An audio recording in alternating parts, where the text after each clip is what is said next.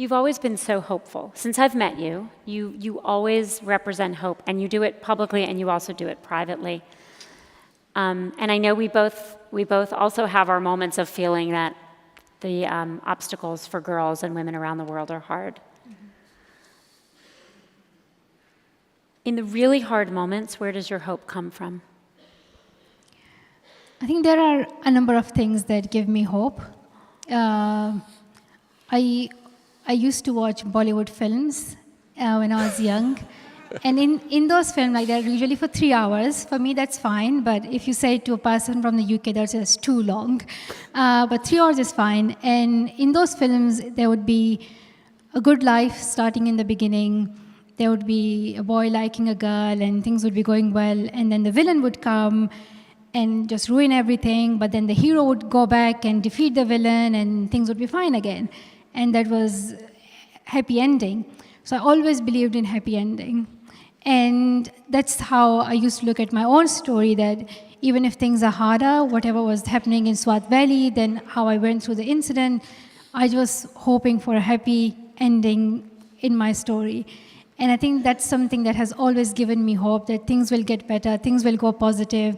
And if we just look back at history, how things have gotten better, like, for example, the rights of women to vote and suffrage, those things have improved. We see, if we compare things, we see things have improved. We see more equality, not reached to the extent we want, but still we see progress. And I think that things give me hope that things will get better. But also my family and the people who I am around who support me, that just gives me hope. And I think it's just pointless to be hopeless, because there's nothing that you can get. All you do is just harm yourself, is just disappoint yourself more, and you just achieve nothing. So it's good to be hopeful, it's good to be positive. At least you enjoy your present, and at least you enjoy some moments of your life. If you are hopeless, you waste your present, and you're kind of also wasting your future. Mm.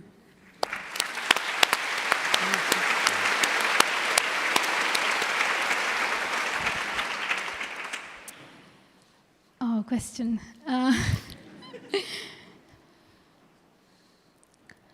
I just never thought I would be asking you a question. But I think, how do you see the role of mother, not just mother, but as father as well? Because my father was not just father to me, but also mother. And I see my mother not just mother, but father. And I think it's just the idea of parenthood that is important. So how do you see yourself as mother, but also as father to your children? Well, I've thought a lot about this because my children don't have a father anymore. And I think, as parents, we just want the best for our children. And sometimes I try to think, what would Dave say? What would he do? And sometimes I have the answer and sometimes I don't, and then I just try to do the best I can. I do think that we have to do a better job raising our boys and our girls to both be leaders and both be givers. From young ages, we tell little boys not to cry, man up. We tell little girls not to lead, you're too bossy. And so these messages that give these stereotypical roles in these homes, which are really outdated in a lot of the world and should be outdated in the rest of the world, continue. And it's really amazing, they do these studies. In the United States, by the age of 14, if a girl sees her father doing chores, washing dishes, doing laundry, doing housework with the mother, she has broader career ambitions than girls that don't. So no matter how often you say to your daughter, you can do anything, dear, she needs to see equality. And so I think that means that when our fathers are active fathers, when our mothers show leadership, and our fathers show leadership, and our mothers are active mothers, that starts to break down the stereotypes that I think are holding back the world because they're keeping men in power. Great.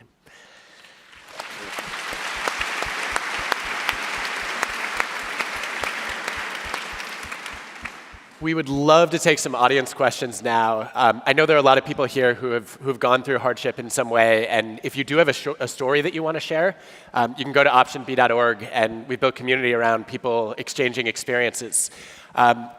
We want to keep the questions focused today on building resilience, on supporting women and girls. And in the US, we always like to remind people that questions end in a question mark. Here, we don't need to do that because in London, even statements end in a question mark. But if you have a question for Malala or Sheryl or both, we would be thrilled to take it. Sheryl, this is a question for you. I am an avid reader of Lean In, and it has changed my mindset.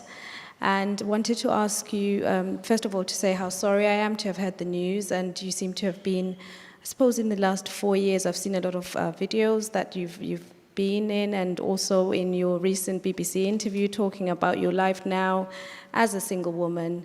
Can you tell us a little bit more about how professionally you've managed to deal with not having a partner as a single lady? Because you used to talk in Lean In about how, as a strong woman, and you had your partner, and before that, your ex-husband, and how it was, in a way, a very important part of your life to have that person. How do you deal with it now? I'm so sorry to ask you a difficult question, but I'm interested to know.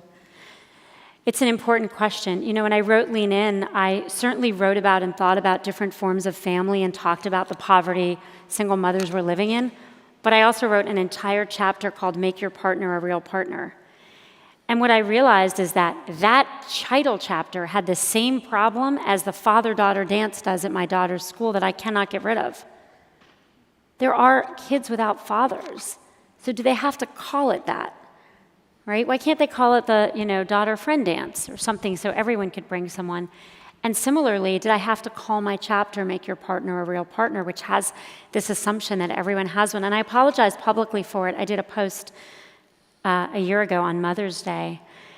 And what I realized again is that there are so many different forms of family, but particularly families struggling.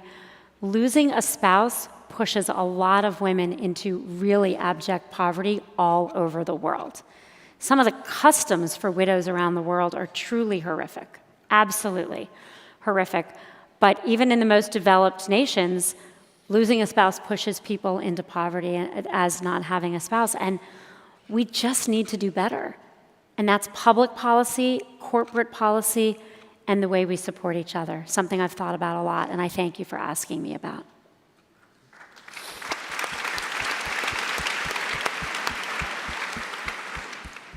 We're going upstairs. Good evening, and thank you for your inspiring stories. I have a question with a question mark, I promise. You received great advice to remind yourself of what could be worse. But when you've lived through something directly or indirectly, how do you make sure you don't focus on everything that could go wrong? Children being alive, the family being together, and if you feel that anxiety, how do you make sure you don't share it with your family and you manage that? Question mark. You want to take that? You can ask second one, or is that fine? Yeah. I think for me, the most important thing is to accept who I am and to accept the present, and as I said, I always try to stay positive and try to look at the good things in life, what I have. And after the attack, when I realized that I had lost hearing in my left ear, that I had my facial nerve for the left side of my face was cut down, and the movement of my left side of my face was affected. And then later on I did surgery, and it improved, and that I realized that it can never go perfect again. And I realized that the things I had lost, and I think it just reminded me of the things I had and the things I should be thankful for having a vision, to being able to hear, to being able to speak, and to being able to be thankful for what I have, from things that I have personally in my body, but also to have family, to have friends, to be together with them, to enjoy each and every moment of my life. So I try to stay positive. But then there are hard times when you get nervous. I'm not like a completely perfect person that every day is a happy day. And hardships do come in life. There are moments when you hear things you hear bad comments from people, you have exam stress, you have that anxiety, you are worried about your speech, what you are going to say tomorrow, how things are going to happen, whether you are on the right path, whether you need to do something more in life. So we all go through these difficulties, these challenges in our life, but I think the best thing is to be patient and to give yourself time. Don't be in any hurry, don't stress yourself, to give yourself time. And that's what I did. I give myself time and I said, focus on your studies, do the work that you can right now in your school study time, stay focused on yourself, build up yourself, learn, and live a normal life as a student, as a girl. And so that's what I did, and that's how I made sure I recover in a very positive and safe way.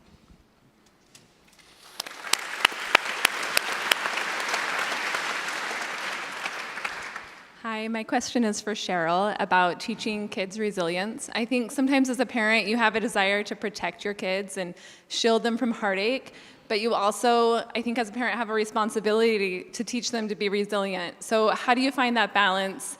And do you have any advice for that? We've studied this extensively. I'm going to let Adam answer this question. We wrote a chapter about this in our book. There's a great book by Julie Lythcott-Hames called How to Raise an Adult, which is all about this. And it says the first thing you have to do is normalize struggle. You cannot protect your children from all struggle, right? They will have challenges, whether they fail an exam or they don't make the football team or they forget their lines in a school play. And I think that you have to show them that that is okay, right? That's normal, that happens to you, and that means letting them see you struggle too. The other thing we found from the research on raising resilient kids is kids have to know that they matter. And mattering is just the belief that other people notice you, care about you, and rely on you. And I think as parents, I know as a parent, I know the first two pieces of that. They're really clear. Pay attention to your kids, right? Show that you love them, check. But we forget that kids also need to feel relied on and depended on, that other people count on them, and that's part of what signals to them, look, I have confidence in you, right? I believe you have strength. And so I think one thing that we can all do, those of us who have kids, is when you face a big challenge, you go to your kids and you ask them for advice. What would you do in this situation? And it teaches them that they're trusted to deal with it, and then it also lets them practice the coping skills that they're going to need once they do face hardship.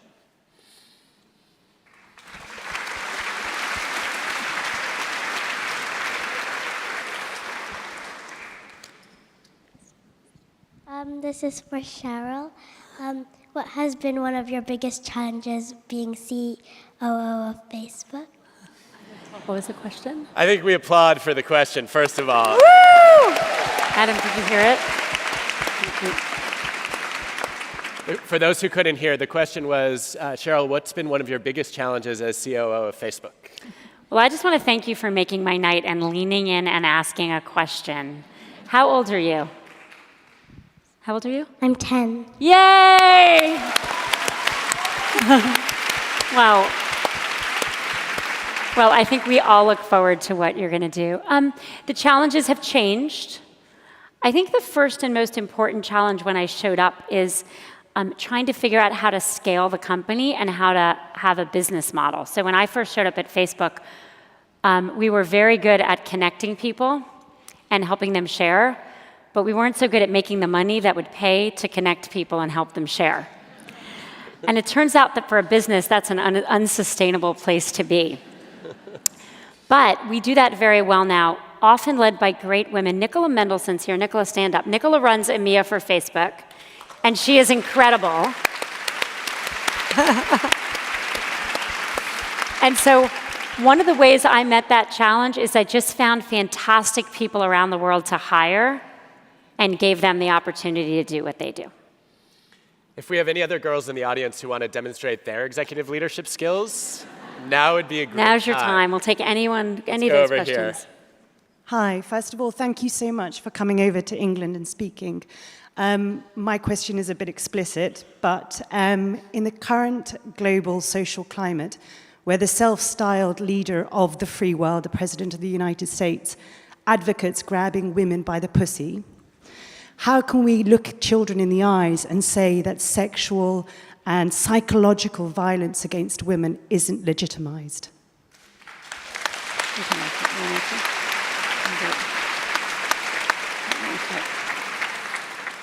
there's no place for violence against women, and there's no place of any kind. Unfortunately, violence against boys, girls, men, women has been part of every culture. It remains part of every culture. There is against both genders, there is more against women.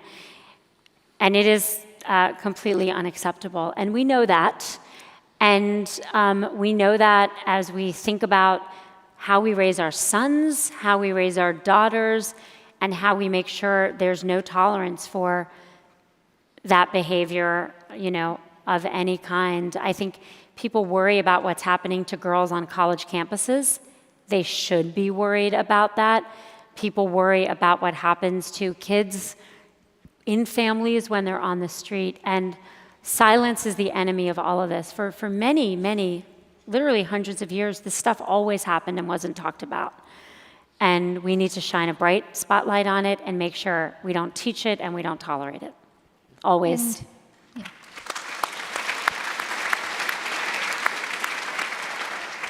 And I'll just add one thing to that. And I think I've always been really worried and really careful about this, is that we should not harm anyone, whether that is harming them physically or harming them mentally. We should not harm anyone. And I think that's the biggest mistake, or the wrong thing, or the wrong deed, or the sin, or anything we call it, that is ever we can do, is harm another person, is harm their feelings, is hurt them, and I think that's something we should always avoid in our life if we want to be responsible people, if we want to be good people, that you need to take care of other people. And I think it's our social responsibility. It is our responsibility as individuals as well, that we make sure that we do not cause any pain, any harm in anyone's life. So make sure that before you comment, before you say anything, you're taking care of people, you're thinking about their feelings and their emotions, and just consider those people as yourself, be in their position and think about them, how you would feel if you were instead of them. So it's important that we care for others, that we count them as equal to ourselves, and that we know that if someone had harmed us, how we would have felt. So let's avoid any harm, any pain for others, and know that it's your responsibility not to harm, because sometimes we just don't care, and I think it's important. And it's so shocking that people on leadership skills, you want them to be role models, you want them to be running countries. If you hear these hateful comments, if you hear these comments that are gender biased, that are sexist, this is really, really harmful for society. You're telling people it's okay to be sexist, it's okay to be racist, it's okay to harm people, whether that's through your bad comment or whether that's physically, that you are telling the people it's okay, but it's not okay. We have to be careful, we have to be responsible, and we have to make sure that we realize that we are living in a civilized society, we are human beings, and we have this sense of being nice to each other, and we have this sense that we should not harm others.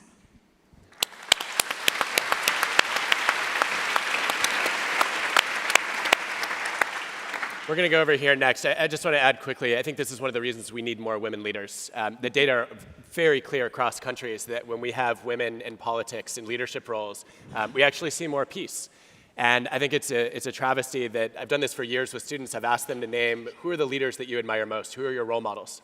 Over 1,000 answers, only 2 women have been named. And those 2 women are actually Malala and Sheryl. But that's a problem. It's a huge problem. I mean, that's a huge problem. It's a huge problem, and I think that we have lots of women who name male leaders as role models. We need to be able to say, look, as a man, these are 2 of my role models, and they are both women, and that's something we should all look up to.